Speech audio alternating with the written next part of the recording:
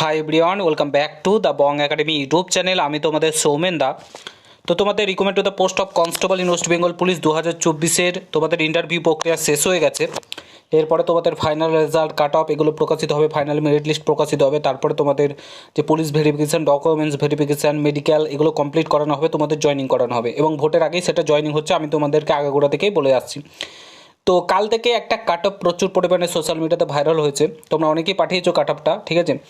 তো সেই কাট অফটা কি সত্যি, তাহলে মানে রেজাল্ট কি পুরোপুরি তৈরি হয়ে গেছে, কাট অফও তোমাদের কি চলে এসেছে, কাট অফটা কি লিক হয়ে গেছে, এই নিয়ে তোমরা অনেকেই বলছো। তাহলে এত বেশি কাট অফ যেতে চলেছে, এত কাট অফ যাবে, আমরা তো চাকরি পাবো না, এরকম অনেকেই কমেন্ট করছো। দাদা এই নিয়ে একটা ভিডিও দাও, পুরো ভিডিওটা দেখো, সমস্ত কিছু তোমাদেরকে আমি খোলাসা করে বলছি। চ্যানেলে নতুন হলে অবশ্যই চ্যানেলটাকে সাবস্ক্রাইব করে পাশে থাকা বেল আইকনটাকে প্রেস করে দেবে। যখন আমি নতুন ভিডিও আপলোড করবো তার নোটিফিকেশন সর্বপ্রথম পেতে অতি অবশ্যই চ্যানেলটাকে সাবস্ক্রাইব করে দেবে। Two the post of constable, lady constable West Bengal police 2024, name of the post এখানে দেওয়া রয়েছে। তারপরে এখানে তোমাদের কনস্টেবল দেখতে পাচ্ছ, তোমাদের ইউআরএ কাট অফ কত যেতে গিয়েছে দেখতে পাচ্ছ, এখানে গেছে 60.27, ঠিক আছে, ইউআরএ কাট অফ গেছে। তারপরে ইউআর ইসি 56, তারপরে ইউআর এনভিএফ সিভিক ভলেন্টিয়ার 56 করে কাট অফ গেছে। ইডাব্লিউএস গেছে 46.25, ঠিক আছে। তারপরে তোমাদের এখানে এসসি গেছে 52.75, তারপরে এসটি গেছে 49.75, ঠিক আছে। তারপরে ওবিসি এ গেছে 57 কাট অফ গেছে এবং ওবিসি বি গেছে 51, ওবিসি এ ইসি গেছে 52, ওবিসি এ সিভিক ভলেন্টিয়ার গেছে 52 আর ওবিসি বি গেছে সিভিক ভলেন্টিয়ার 51। এই কাট অফটা প্রচুর পরিমাণে ভাইরাল হয়েছে, ঠিক আছে, অনেকেই পাঠিয়েছো তোমরা।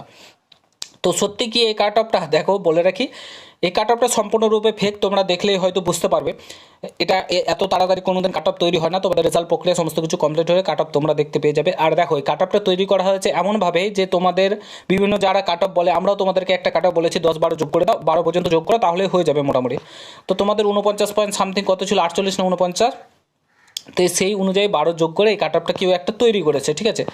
তো এই কাট আপগুলো সম্পূর্ণ রূপে ফেক। এখন যে কাট আপগুলো দেখবে এগুলো সম্পূর্ণরূপে ফেক, এগুলো নিয়ে মাথা ঘামানোর কিছু নেই, ঠিক আছে।